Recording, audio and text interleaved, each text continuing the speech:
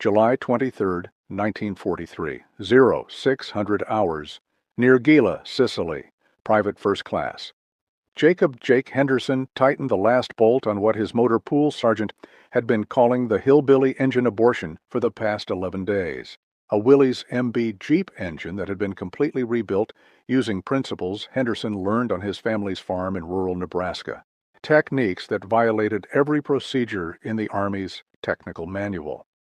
Master Sergeant Frank Williams had made his opinion brutally clear during yesterday's inspection. Henderson, in 22 years as a motor pool sergeant, I have never seen anyone butcher an engine the way you've butchered that Jeep motor. You've ignored every specification, violated every tolerance, and used materials that have no business being inside an engine. That thing is going to seize up within 50 miles, if it even starts. Captain Douglas Reeves had been equally dismissive when he examined Henderson's modifications 3 days earlier. Private, we have trained mechanics. We have official repair procedures. We have replacement parts shipped from the United States. Your farm boy tinkering might have kept tractors running in Nebraska, but this is the United States Army. We don't repair engines with baling wire and tractor parts. When that engine fails, and it will fail, you'll be assigned to a unit with proper transportation. Even the mechanics in Henderson's own motor pool had openly ridiculed the extensive modifications. Corporal Anthony Russo had started calling it Henderson's Frankenstein Jeep, and the name spread through the entire battalion within days. During the 11 days Henderson spent disassembling, modifying, and rebuilding the engine, other mechanics would deliberately walk past his work bay to make jokes. "Hey, Henderson, when you finish playing farmer with that engine, maybe you could help us do actual repairs on actual military vehicles." Private Michael Chen had been particularly harsh. "You know what's going to happen, right? You're going to fire up that abomination. It's going to run for about 10 minutes, then it's going to throw a rod through the block. Then Sergeant Williams is going to assign you to latrine duty for a month for wasting everyone's time. And honestly, you'll deserve it." But Jacob Henderson had grown up on a 2,000-acre farm in the Nebraska Sandhills, where the nearest town was 40 miles away, and the nearest mechanic was 80 miles away. Henderson had spent his childhood learning that when equipment broke, you fixed it with what you had, not with what the manual said you needed. His father had taught him that expensive factory parts weren't the only solution. With the right modifications, even worn-out equipment could be made to run reliably if you understood the fundamental principles of how engines worked. What Henderson had built wasn't just a repaired Jeep engine with some improvised parts. It was a completely redesigned power plant based on principles of agricultural engineering, thermal management, and mechanical sympathy. The modifications weren't random tinkering. They were systematic improvements addressing every weakness Henderson had observed in Jeep engines operating under combat conditions. The genius lay in understanding how military vehicle engines failed and why they failed. The Willys MB's Go Devil engine was a remarkable piece of engineering, reliable under normal conditions. But combat conditions in North Africa and Sicily weren't normal. Engines ran at maximum RPM for hours, cooling systems clogged with sand and dust. Oil became contaminated with fine particulates that acted like grinding compound. Fuel was often low quality or contaminated. Maintenance intervals that called for regular oil changes and filter replacements couldn't be maintained during combat operations. Henderson had designed his modifications specifically to address these failure modes. The engine he'd built wouldn't just run under ideal conditions. It would run under the worst conditions imaginable, using contaminated fuel and oil, operating at extreme temperatures, and going months without proper maintenance. The mathematical calculations were complex. The Go Devil engine displaced 134.2 cubic inches and produced 60 horsepower at 4,000 RPM. It had a compression ratio of 6.48 to 1 and used splash lubrication for the crankshaft and connecting rods. These specifications were optimized for reliability and fuel efficiency under normal operating conditions. But Henderson had observed that combat conditions were never normal. Engines regularly operated at 5,000 RPM or higher for extended periods. Ambient temperatures in Sicily reached 110 degrees Fahrenheit, Sand particles, smaller than oil filter, mesh contaminated lubrication systems. These conditions caused failures that no amount of proper maintenance could prevent. Using knowledge from years of keeping farm equipment running under equally harsh conditions, Henderson had systematically modified every critical engine system. He increased oil capacity by 32%, using a deeper oil pan fabricated from sheet aluminum salvaged from a damaged aircraft. He modified the oil pump to provide 50% higher flow rate using gears from a GMC truck's power steering pump. He added an auxiliary oil filter using elements from a Sherman tank's filtration system. But his most radical modification involved the cooling system. Henderson had observed that Jeep radiators consistently overheated during sustained high-speed operations. The problem wasn't radiator capacity, it was airflow. The Jeep's flat grille restricted airflow at low speeds and caused turbulence at high speeds. So Henderson had completely redesigned the airflow path using principles he'd learned from cooling grain storage buildings on the farm. He fabricated a cowl extension using sheet metal that created a venturi effect, accelerating airflow through the radiator even at low vehicle speeds. He added louvers to the hood that vented hot air while preventing dust ingress. He modified the fan shroud to eliminate dead spots where air stagnated. These modifications increased effective cooling capacity by an estimated 45% without adding weight or complexity. But explaining these calculations to mechanics who were trained to follow technical manuals rather than understand underlying principles proved impossible. They saw improvised parts when they wanted factory specifications. They saw farm techniques when they wanted military procedures. They saw one private ignoring regulations while claiming to make improvements. The criticism had intensified on July 20th when Henderson's Jeep failed its initial test run. The engine had seized after running for only 8 minutes at idle. Sergeant Williams had made certain everyone in the motor pool heard about it. Henderson's Hillbilly engine lasted exactly 8 minutes before it failed catastrophically.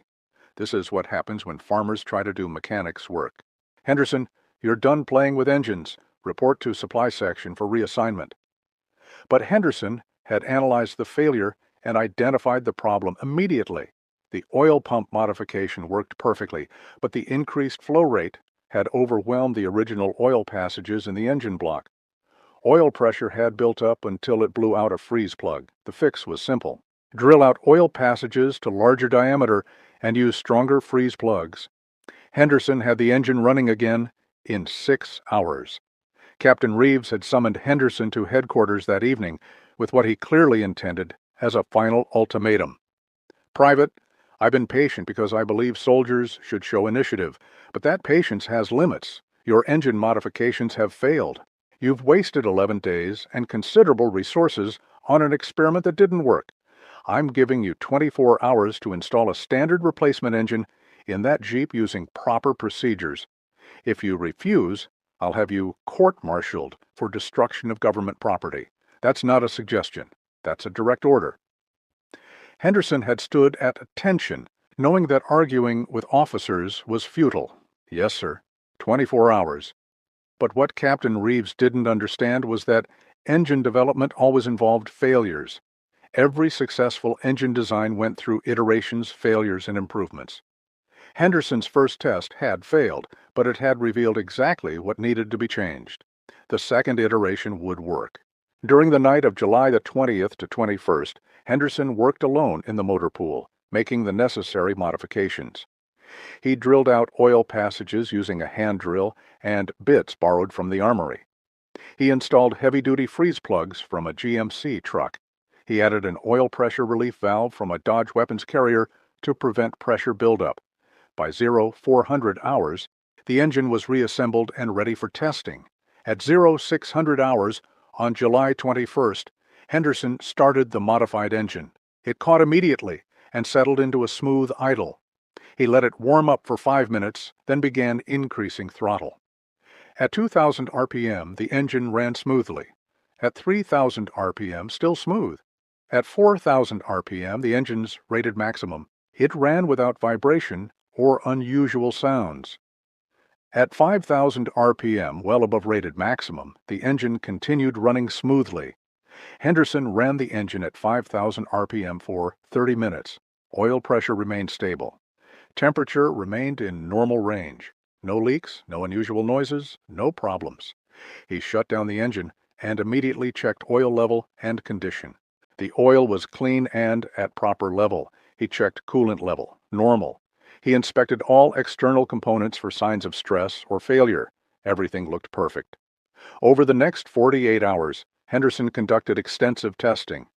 He ran the engine at maximum RPM for 6 consecutive hours. He operated it at idle for 12 hours. He simulated combat conditions by repeatedly cycling between idle and maximum RPM. He intentionally used contaminated fuel mixed with sand to test filtration systems.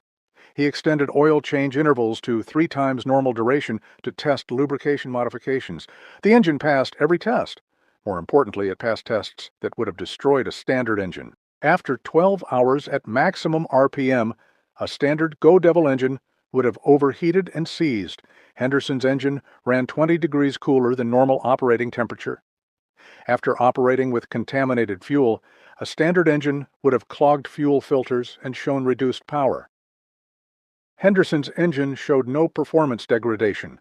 After extended oil change intervals, a standard engine would have shown bearing wear. Henderson's engine showed no measurable wear, but despite these test results, the mechanics in the motor pool remained skeptical. They'd seen engines run well during testing and then fail catastrophically under combat conditions. Testing and combat were different. Until Henderson's engine proved itself in actual combat operations, it was just another experimental modification that might or might not work when it mattered. On July 23rd, the battalion received orders to move out. The Allied advance up the Sicilian coast required rapid redeployment of support units. The motor pool would be responsible for transporting supplies, ammunition, and personnel across 120 miles of damaged roads, mountain terrain, and enemy-contested areas. Every vehicle would be pushed to its absolute limits. Sergeant Williams assembled the motor pool at 0500 hours to brief the movement plan. We're moving 120 miles through hostile territory. Roads are damaged. Temperatures will exceed 100 degrees. We'll be operating at maximum speed whenever possible. Some vehicles will break down. That's expected. When your vehicle fails, signal for recovery and wait for another vehicle to pick you up. Do not attempt field repairs under combat conditions. Williams paused and looked directly at Henderson. Henderson, your experimental Jeep hasn't been tested under real conditions. I'm assigning you to the rear of the convoy. When your engine fails, and it will fail, you'll be close to recovery vehicles. I don't want you breaking down in the middle of the convoy and causing a traffic jam. Henderson had nodded acknowledgement, knowing that arguing was pointless. Yes, Sergeant, rear of convoy. At 0600 hours, the convoy began moving out. 47 vehicles, Jeeps, Dodge weapons carriers, GMC trucks, and M3 half-tracks. The movement plan called for arriving at the new position by 1800 hours, a 12-hour movement covering 120 miles. Average speed would need to be 10 miles per hour, which didn't sound fast until you considered the terrain and road conditions. The first 20 miles went smoothly. The convoy moved along coastal roads that were relatively intact. Vehicles maintained steady speed, no breakdowns. But at mile marker 23, the convoy turned inland toward mountainous terrain. The road deteriorated from paved highway to gravel track to little more than a dirt path carved into hillsides. At mile marker 31, the first vehicle broke down. A Dodge weapons carrier's engine overheated and seized. The convoy stopped while the vehicle was pushed off the road. The crew transferred to another vehicle. Movement resumed. Henderson, at the rear of the convoy, noted the failure in the small notebook he kept for recording mechanical problems. Dodge engine seized due to overheating 31 miles. At mile marker 47, a Jeep threw a rod. The engine had been running at high RPM, climbing a steep grade, when a connecting rod bearing failed. The rod punched through the engine block, spraying oil across the road. Another vehicle disabled. Henderson noted, Jeep engine, thrown rod, 47 miles. Extended high RPM operation on grade. By mile marker 63, 6 vehicles had broken down. All were engine failures, overheating, thrown rods, seized bearings. The convoy's vehicle strength had been reduced from 47 to 41 operational vehicles. Sergeant Williams began consolidating loads, abandoning non-essential supplies to fit crews and equipment into remaining vehicles. Henderson's Jeep continued running perfectly. Engine temperature remained stable even on steep grades. Oil pressure stayed within normal range. The engine ran smoothly at both high and low RPM. Other mechanics began noticing that the Jeep everyone had expected to fail first was the only vehicle showing no signs of stress. At mile marker 79, the convoy stopped for a 10-minute maintenance halt. Drivers checked oil and coolant levels, inspected for leaks, and let engines cool.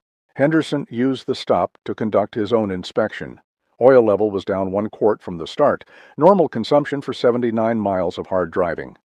Coolant level was stable. All belts and hoses were in good condition. The engine showed no signs of unusual wear or impending failure. Corporal Russo, whose own Jeep was running roughly and showing signs of overheating, walked over to inspect Henderson's vehicle. "How's your temperature?" "Running about 190 degrees. Normal range." Russo stared at his own temperature gauge, which showed 220 degrees. "Mine's running hot." "Everyone's running hot." "How is yours staying cool?" Henderson pointed to the modified cowl and vented hood, increased airflow through the radiator. The modifications create a Venturi effect that pulls more air through even at low speeds. Russo examined the modifications more closely. These are the same modifications Sergeant Williams said would make the engine fail. If you're enjoying this incredible story of mechanical ingenuity, make sure to hit that subscribe button and turn on notifications. We uncover the most amazing engineering stories that changed military history. More incredible content coming your way. Yes, Corporal, same modifications. The convoy resumed movement. By mile marker 93, 11 vehicles had broken down. Vehicle strength was down to 36 operational vehicles out of the original 47. Sergeant Williams was visibly stressed, calculating whether remaining vehicles could carry all essential supplies. The movement that was supposed to take 12 hours was already into hour 9, and they were still 27 miles from the destination. At mile marker 101, another Jeep's engine seized. The driver had been running at maximum RPM, trying to keep up with faster vehicles ahead. The increased RPM generated more heat than the cooling system could dissipate. The engine overheated. Oil broke down. Bearings seized. Total engine failure. Another vehicle disabled. Henderson's Jeep passed the disabled vehicle and continued without problems. Other drivers were beginning to notice that the Jeep everyone had mocked was outperforming every other vehicle in the convoy. The hillbilly engine that wasn't supposed to last 50 miles had now operated for over 100 miles under conditions that had destroyed 12 engines. At mile marker 113, the convoy stopped again for emergency maintenance. Multiple vehicles were showing signs of imminent failure. Engines were overheating, making unusual noises, burning excessive oil. Sergeant Williams walked down the convoy line, inspecting each vehicle and making decisions about which ones could continue and which ones needed to be abandoned. When Williams reached Henderson's Jeep at the rear of the convoy, he found Henderson calmly checking fluid levels. The sergeant inspected the engine carefully, looking for any signs of distress. "Oil level?" he asked. "Down 1.5 quarts from start, within normal consumption range for this distance." "Temperature? 192 degrees, normal range. Any unusual noises, vibrations, or performance issues?" "No, Sergeant. Engine is running normally." Williams stared at the engine for a long moment. "This is the engine I said would fail within 50 miles. "Yes, Sergeant. We're at 113 miles. You haven't reported any problems." "No problems to report, Sergeant. Engine is operating within all normal parameters."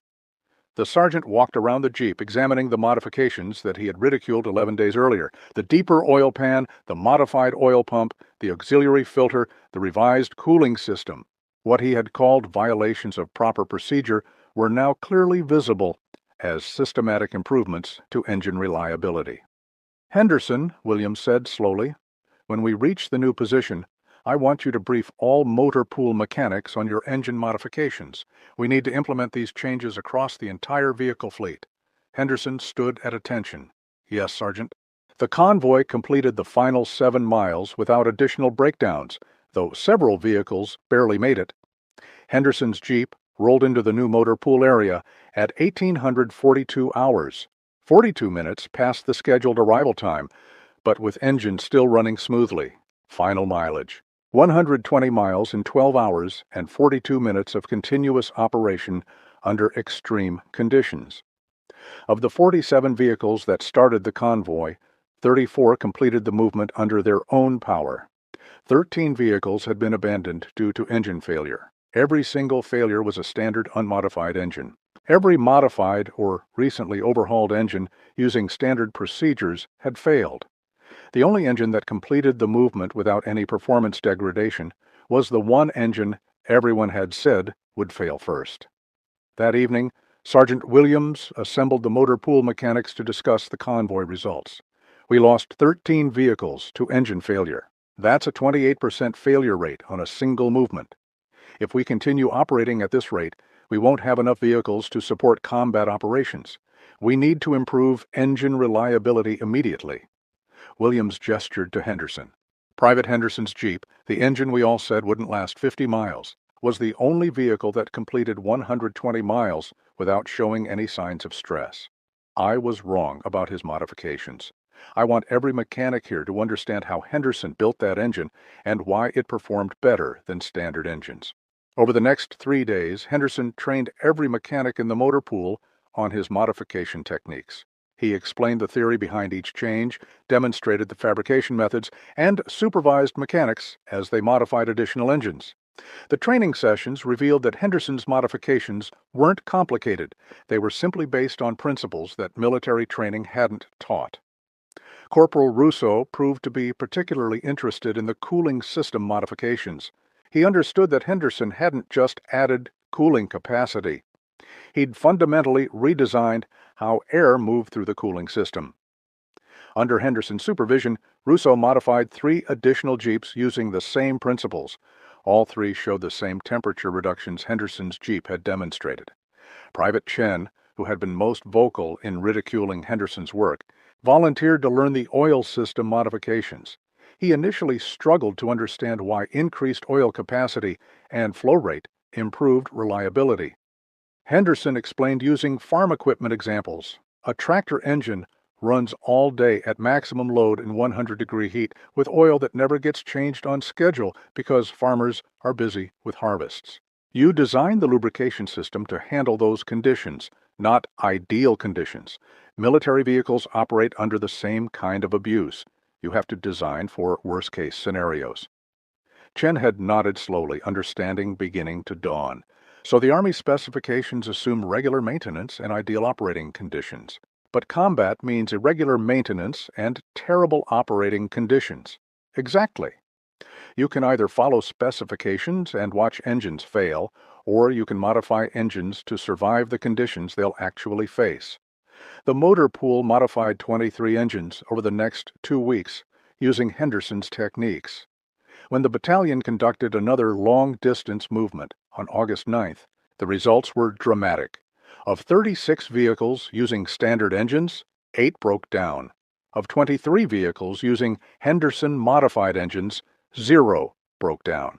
The contrast was so stark that battalion headquarters requested a detailed report on Henderson's modifications.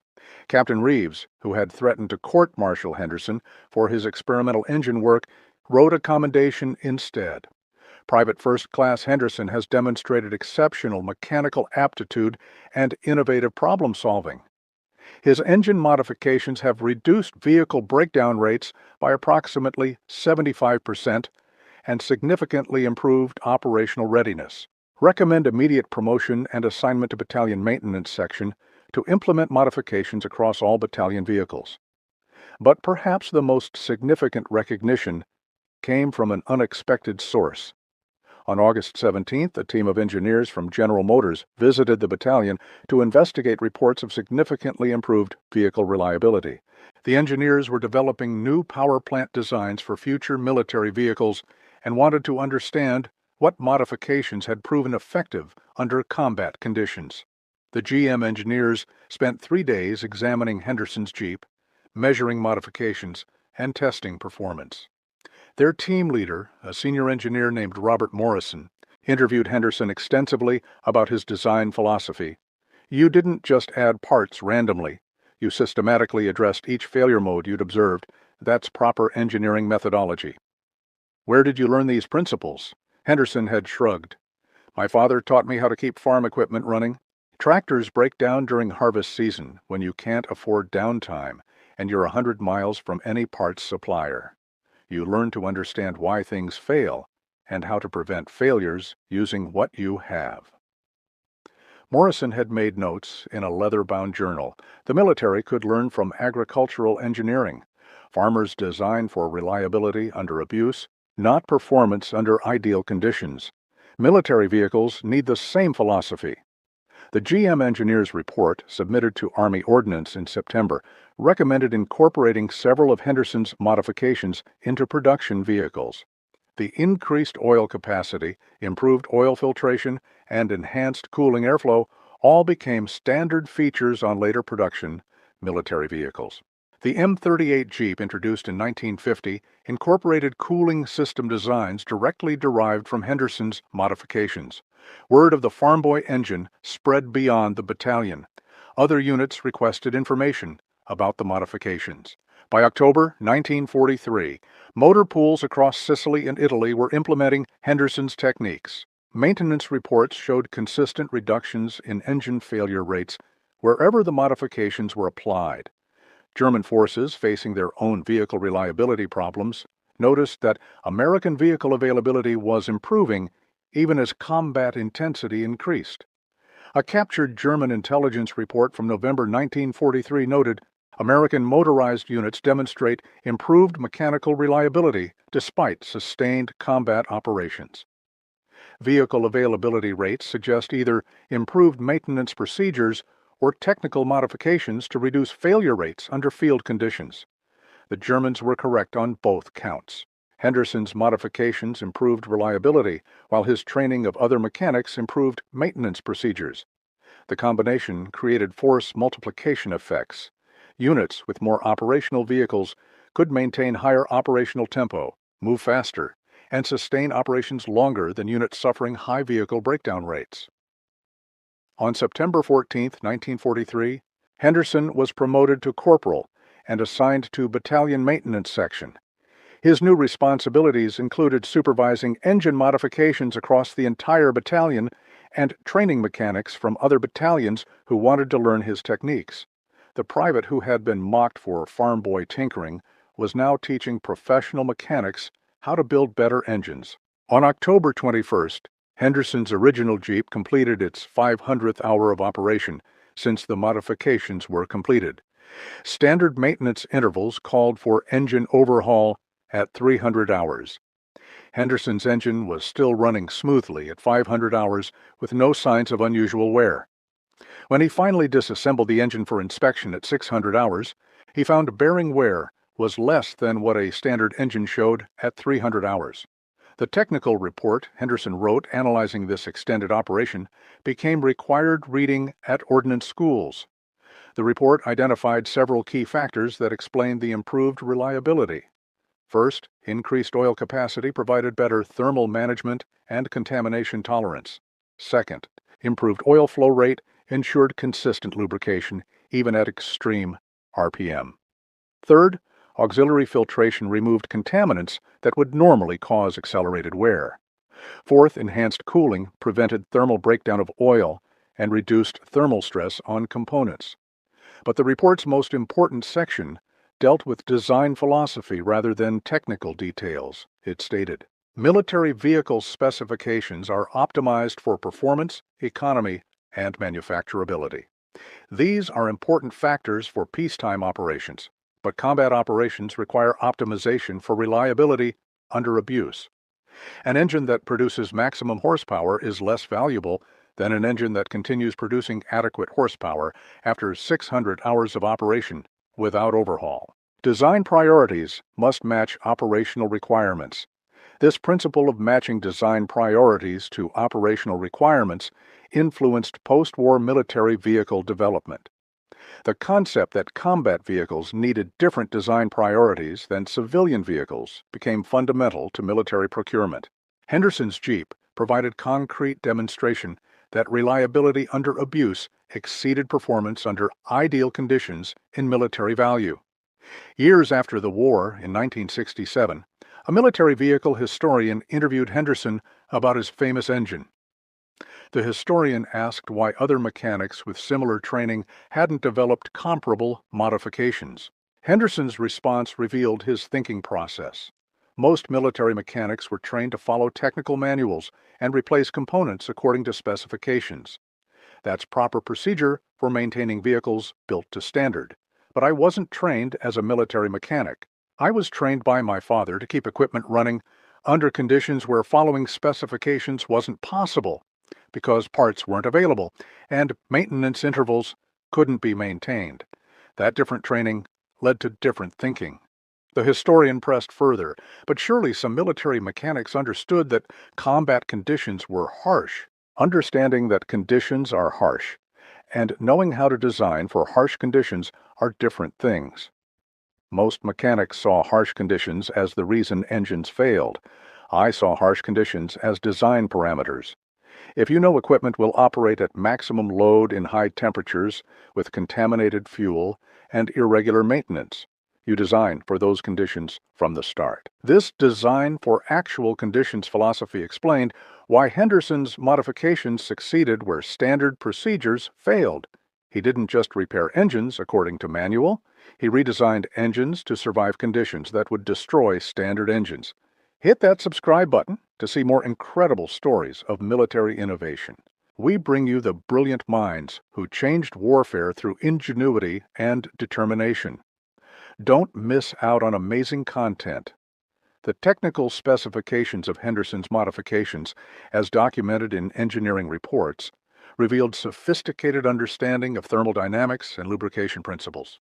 The increased oil capacity from standard 4 quarts to 5.3 quarts provided 32% more thermal mass for heat absorption. This additional capacity allowed oil temperature to remain 15 to 20 degrees cooler under sustained high-load operation. The modified oil pump, using larger gears from a GMC power steering pump, increased flow rate from 3.2 gallons per minute to 4.8 gallons per minute. This 50% increase ensured adequate lubrication even when oil viscosity decreased due to high temperatures. The increased flow also improved heat transfer from engine components to oil, further improving thermal management. The auxiliary oil filter, using elements from Sherman tank systems, provided filtration down to 15 microns, compared to standard 40-micron filtration. This finer filtration removed sand and dust particles that would normally cause accelerated bearing wear. Analysis showed that engines with auxiliary filtration showed 60% less bearing wear after equivalent operating hours compared to standard engines. The cooling system modifications were equally sophisticated. The Venturi cowl increased airflow through the radiator by approximately 45% at speeds above 15 miles per hour. At lower speeds, the Venturi effect still provided 20 to 30% increased airflow compared to standard configuration. The hood louvers vented hot air from the engine compartment while the angled design prevented dust ingress. Combined effects reduced operating temperature by 15 to 22 degrees Fahrenheit under equivalent load conditions. The mathematics of Henderson's modifications were elegant. Each modification addressed a specific failure mode, while also providing secondary benefits. Increased oil capacity improved both thermal management and contamination tolerance. Improved oil flow enhanced both lubrication and heat transfer. Better filtration reduced both wear and oil contamination. Enhanced cooling reduced both operating temperature and thermal stress. This multifunction design approach maximized benefits while minimizing added complexity. Henderson hadn't just piled on modifications hoping something would work. He'd carefully selected modifications that addressed multiple problems simultaneously. This efficient approach to problem solving reflected his agricultural engineering background, where solutions needed to be effective, reliable, and simple enough to maintain with limited resources. The training manual that resulted from Henderson's work became standard instruction material for vehicle maintenance personnel. The manual, titled Field Modifications for Enhanced Vehicle Reliability Under Combat Conditions, devoted 63 pages to principles derived from Henderson's designs. It emphasized that maintenance wasn't just about following procedures, but about understanding why procedures existed and when they needed to be modified. The manual included detailed instructions for fabricating cooling system improvements using available materials, modifying oil systems to increase capacity and flow, implementing auxiliary filtration using components from other vehicles, and calculating optimal specifications for specific operating conditions. Mechanics studying the manual often commented that it taught them to think about vehicle systems rather than just replace components. But the manual's most important section dealt with the mindset required for effective field maintenance. It stated, "Standard maintenance procedures assume parts availability, proper tools, and time for careful work. Combat conditions rarely provide these luxuries. Effective combat mechanics must understand system principles well enough to develop improvised solutions using available materials. The goal is not perfection according to specifications, but functionality under actual conditions."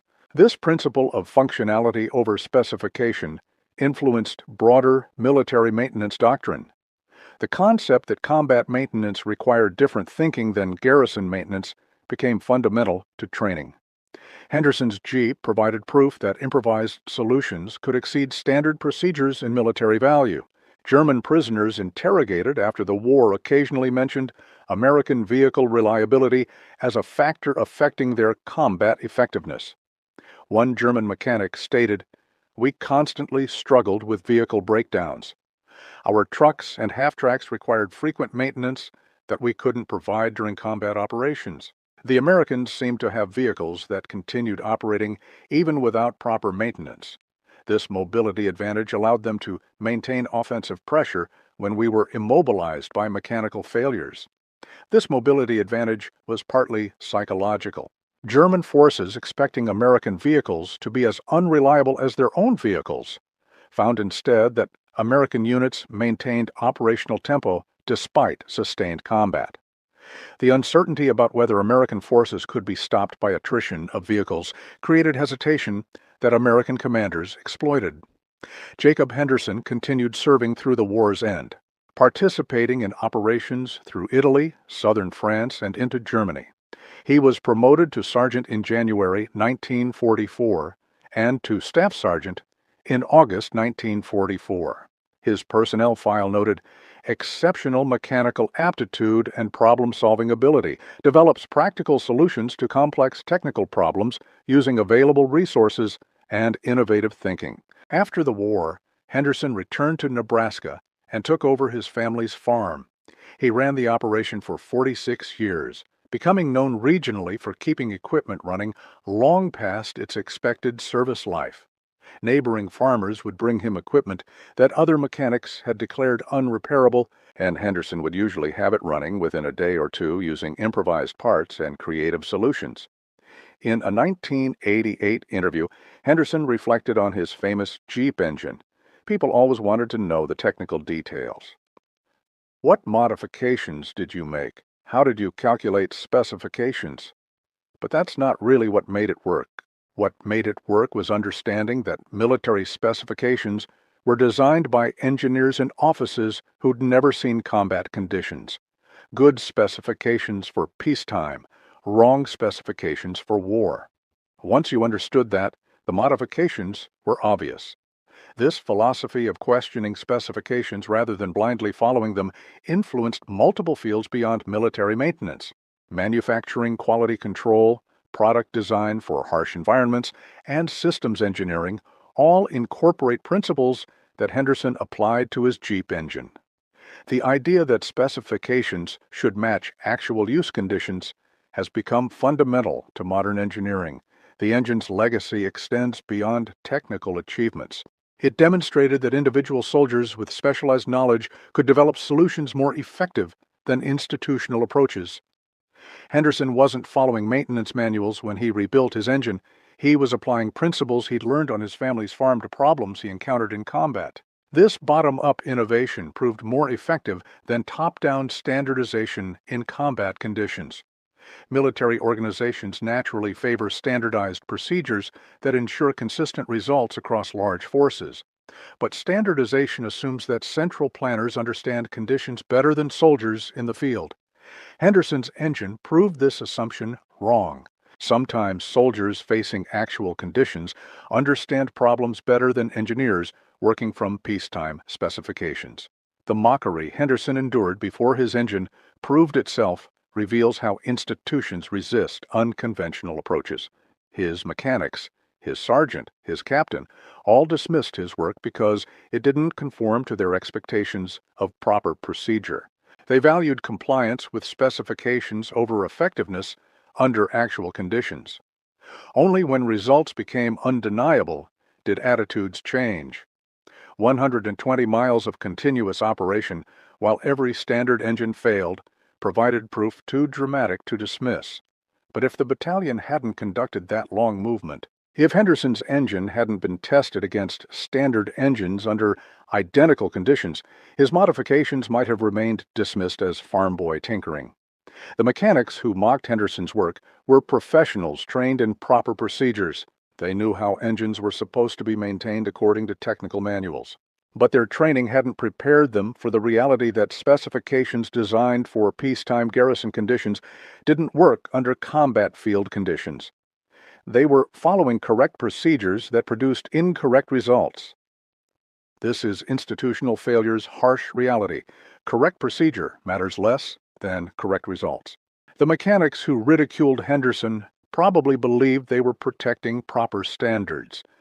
But standards that cause equipment failure aren't worth protecting. Results matter more than procedure.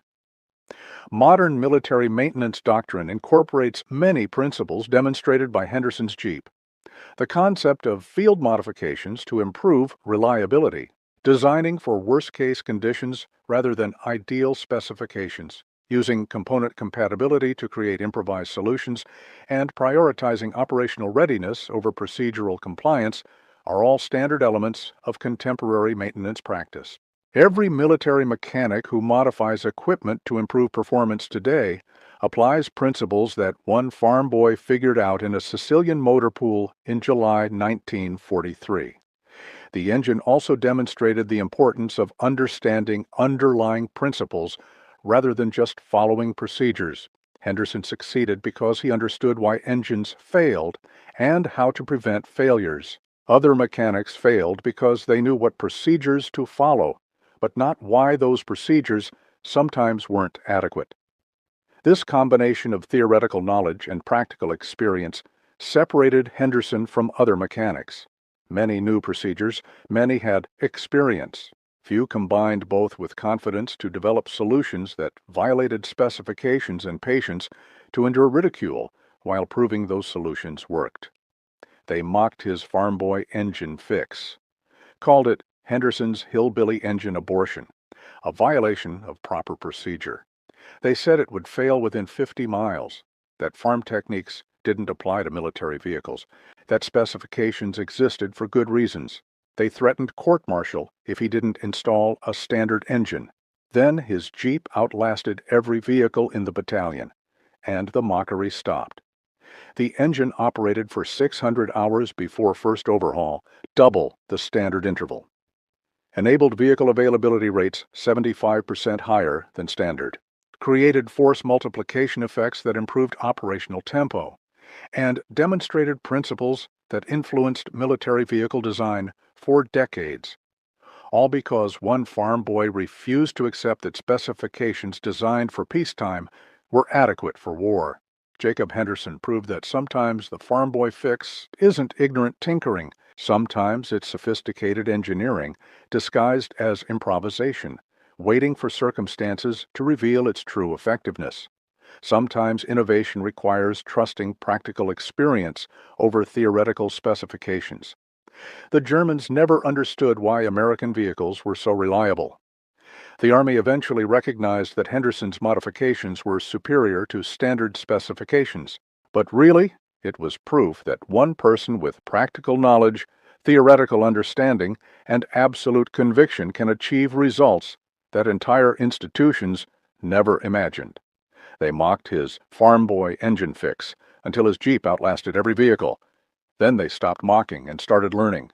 And military maintenance changed because one farm boy understood that effectiveness matters more than compliance, that results matter more than specifications, and that innovation requires courage to violate procedures when procedures are wrong. The hillbilly engine wasn't hillbilly engineering. It was sophisticated mechanical design based on agricultural principles. And in 600 hours of continuous operation, it proved that sometimes the greatest innovations come from the least expected sources, when someone has courage to trust their knowledge over institutional authority. Henderson's Jeep is preserved at the National World War II Museum in New Orleans. The placard describes it as an example of field modification that influenced post-war vehicle design. But the real story is simpler and more profound. One farm boy refused to accept that engines had to fail. And because he refused to accept failure, he built an engine that didn't fail. That's not just engineering. That's the spirit that wins wars.